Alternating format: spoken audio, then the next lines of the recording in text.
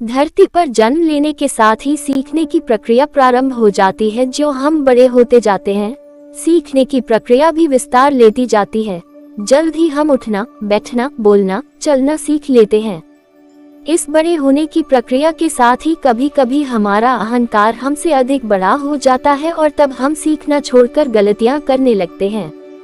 यह अहंकार हमारे विकास मार्ग को अवरुद्ध कर देता है। इस बात की चर्चा करते हुए मुझे एक वाकया याद आ रहा है जिसकी चर्चा यहाँ करना अच्छा होगा। एक बार की बात है, रूस के ओस्पेंस्की नाम के महान विचारक एक बार संत गुरुजीएफ से मिलने उनके घर गए। दोनों में विभिन्न विषयों पर चर्चा होने लगी। ओस्पेंस्की ने संत गुरुजीएफ से कहा, यूं तो मैंने गहन अध्ययन और अनुभव के द्वारा काफी ज्ञान अर्जित किया है, किंतु मैं कुछ और भी जानना चाहता हूँ। आप मेरी कुछ मदद कर सकते हैं। गुरुजीएफ को मालूम था कि ओस्पेंस्की अपने विषय के प्रकांड विद्वान हैं, जिसका उन्हें थोड़ा घमंड भी है, अतः सीधी बात करने से कोई काम नहीं बनेगा।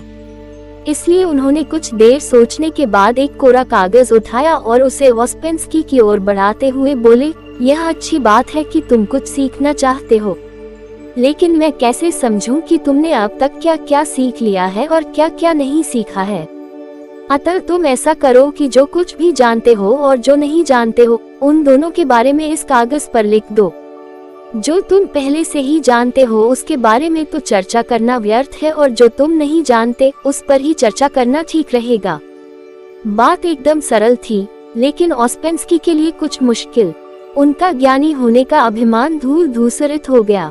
ओस्पेंस्की आत्मा और परमात्मा जैसे विषय के बारे में तो बहुत जानते थे, लेकिन तत्व स्वरूप और भेद अभेद के बारे में उन्होंने सोचा तक नहीं था।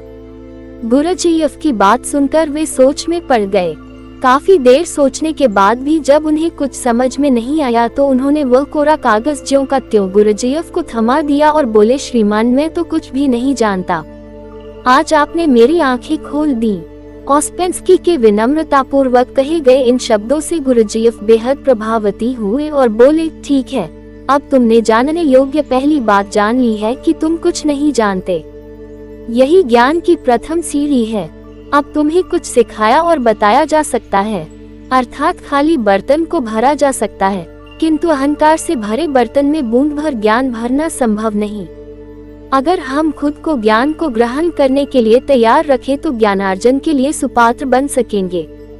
ज्ञानी बनने के लिए जरूरी है कि मनुष्य ज्ञान को पा लेने का संकल्प ले और वह केवल एक गुरु से ही स्वयं को न बांधे, बल्कि उसे जहाँ कहीं भी अच्छी बात पता चले उसे ग्रहण करें।